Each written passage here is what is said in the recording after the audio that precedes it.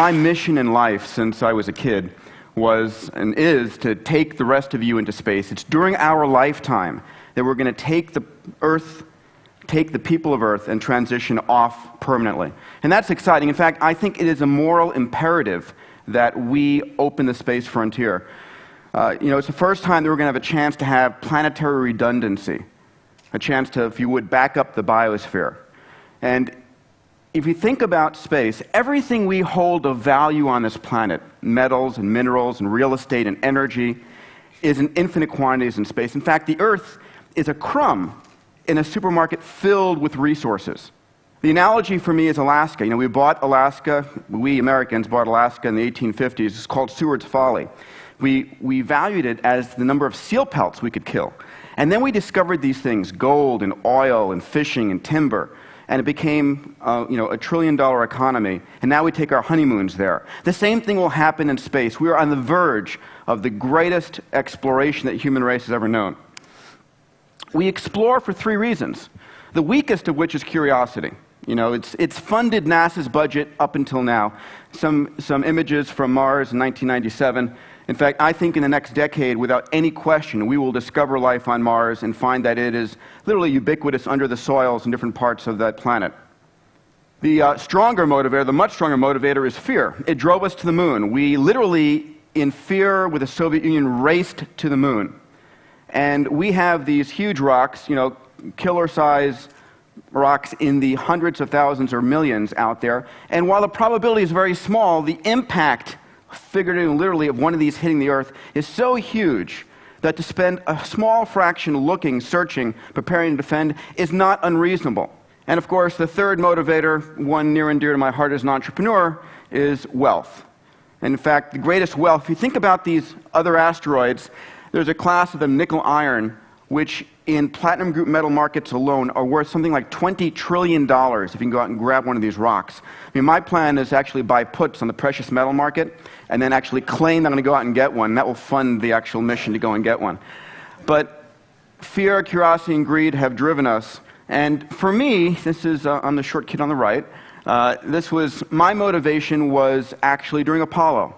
And Apollo was one of the greatest motivators ever. If you think about what happened at the turn of the early 1960s, in May 25th, JFK said, we're going to go to the moon. And people left their jobs and they went to obscure locations to go and be part of this amazing mission. And we knew nothing about going to space. We went from having literally put Alan Shepard in a suborbital flight to going to the moon in 8 years. And the average age of the people that got us there was 26 years old. They didn't know what couldn't be done. They had to make up everything. And that, my friend, is amazing motivation. This is Gene Cernan, a good friend of mine, saying, if I can go to the moon, this is the last human on the moon so far, nothing is impossible. But of course, we've thought about the government always as the person taking us there, but I put forward here, the government is not going to get us there. The government is unable to take the risks required to open up this precious frontier. The shuttle is costing $1 billion a launch. That's a pathetic number. That's unreasonable. We shouldn't be happy and standing for that. One of the things that we did with the Ansari X Prize was take the challenge on that risk is okay. As we're going out there and taking on a new frontier, we should be allowed to risk. In fact, anyone who says we shouldn't, just needs to be put aside. Because as we go forward, in fact, the greatest discoveries we'll ever know is ahead of us. The entrepreneurs in the space business are the furry mammals, and clearly the industrial military complex with Boeing and Lockheed and NASA are the dinosaurs. The ability for us to access these resources, to gain planetary redundancy, we can now gather all the information, the genetic codes, everything stored on our databases, and back them up off the planet in case there would be one of those disastrous situations. The difficulty is getting there. And clearly, the cost to orbit is key. Once you're in orbit, you are 2/3 of the way energetically to anywhere, to the moon, to Mars. And today, there's only 3 vehicles, the US shuttle, the Russian Soyuz, and the Chinese vehicle that gets you there. Arguably, it's about $100 million a person on the space shuttle. One of the companies I started, Space Adventures, will sell you a ticket. We've done 2 so far. We'll be announcing 2 more on the Soyuz to go up to the space station for $20 million. But that's expensive. And to understand what the potential is, it is expensive. But people are willing to pay that. You know, we have a very unique period in time today. For the first time ever, we have enough wealth concentrated in the hands of few individuals and the technology accessible that will allow us to really drive space exploration. But how cheap could it get? I want to give you the end point. We know $20 million today can go and buy a ticket, but how cheap could it get? Let's go back to high school physics here. If you calculate the amount of potential energy, MGH, to take you and your spacesuit up to a couple of hundred miles, and then you accelerate yourself to 17,500 miles per hour, remember that 1/2 mv squared, and you figure it out, it's about 5.7 gigajoules of energy. If you expended that over an hour, it's about 1.6 megawatts. If you go to one of VJ's micropower sources and they sell it to you for 7 cents a kilowatt hour, anybody here fast in math? How much will it cost you and your spacesuit to go to orbit? $100. That's the price improvement curve that we need some breakthroughs in physics along the way, I'll grant you that. But guys, if history has taught us anything, it's that if you can imagine it, you will get there eventually. I have no question that the physics, the engineering to get us down to the point where all of us can afford orbital spaceflight is around the corner. The difficulty is that there needs to be a real marketplace to drive the investment. Today, the Boeings and the Lockheeds don't spend $1 of their own money in R&D. It's all government research dollars, and very few of those. And in fact, the large corporations, the governments can't take the risk. So we need what I call an exothermic economic reaction in space. Today's commercial markets worldwide, global commercial launch market, 12 to 15 launches per year. Number of commercial companies out there, 12 to 15 companies, one per company. That's not it. There's only one marketplace, and I call them self-loading carbon payloads. They come with their own money. They're easy to make. It's people. The Ansari X Prize was my solution, reading about Lindbergh, for creating the vehicles to get us there. We offered $10 million of cash for the first reusable ship, carry 3 people up to 100 kilometers, come back down, and within 2 weeks make the trip again. 26 teams from 7 countries entered the competition, spending between $1 to $25 million each. And of course, we had a beautiful Spaceship One, which made those 2 flights and won the competition. And I'd like to take you there to that morning for just a quick video.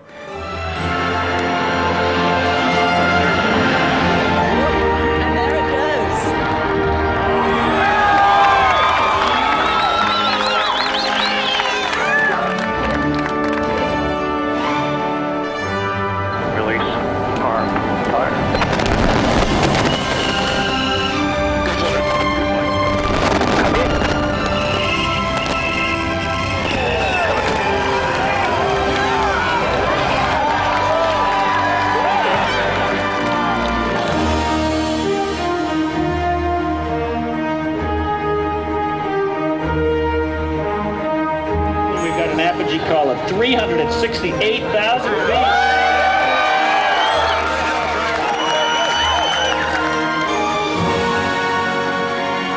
So in my official capacity as the Chief Judge of the Ansari X Prize competition, I declare that Mojave Aerospace Ventures has indeed earned the Ansari X Prize.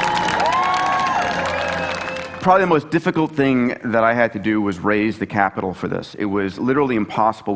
I went to 100, 200 CEOs, CMOs. No one believed it was done. Everyone said, well, what does NASA think? Well, people are going to die. How can you possibly put this forward? I found a visionary family, the Ansari family, and Champ Car, and raised part of the money, but not the full $10 million. And what I ended up doing was going out to the insurance industry and buying a hole-in-one insurance policy. See, the insurance companies went to Boeing and Lockheed and said, are you going to compete? No. Are you going to compete? No. So no one's going to win this thing. So they took a bet that no one would win by January of 2005, and I took a bet that someone would win.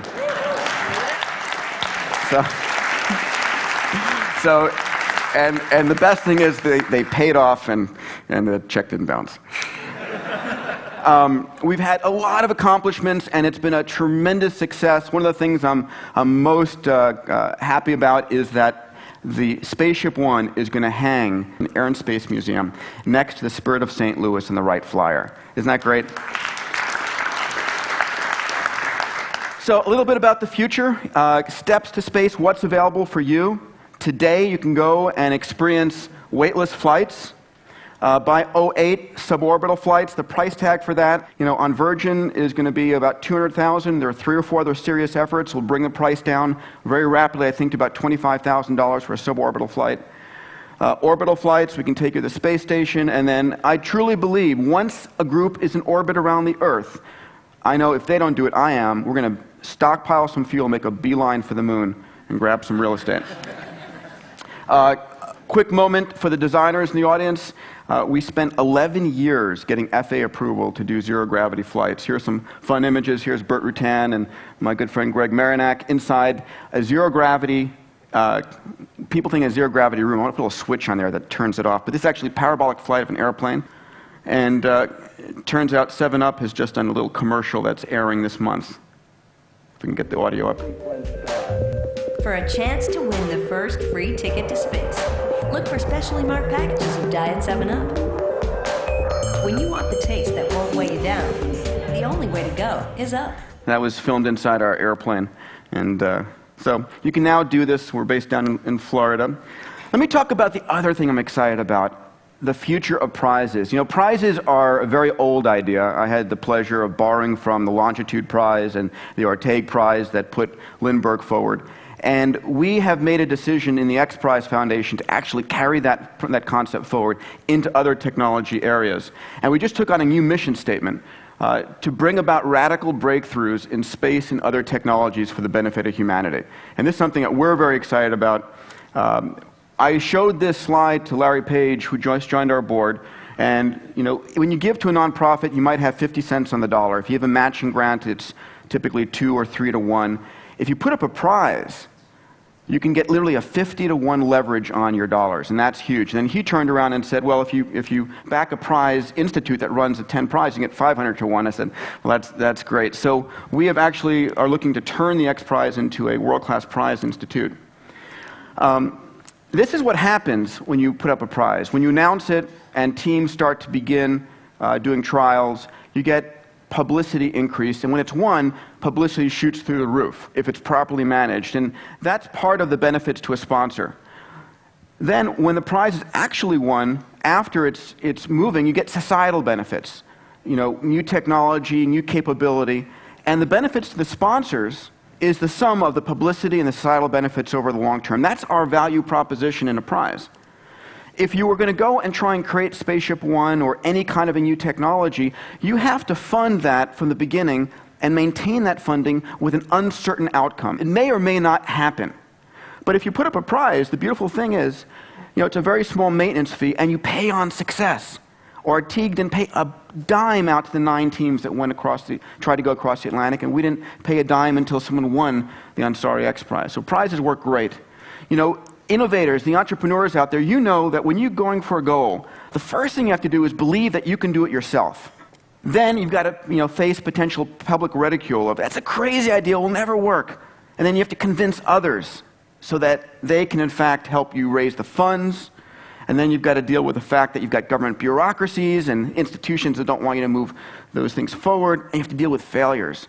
What a prize does, what we've experienced a prize doing, is literally help to short-circuit or support all of these things. Because a prize credentials the idea that this is a good idea. Well, it must be a good idea. Someone's offering $10 million to go and do this thing.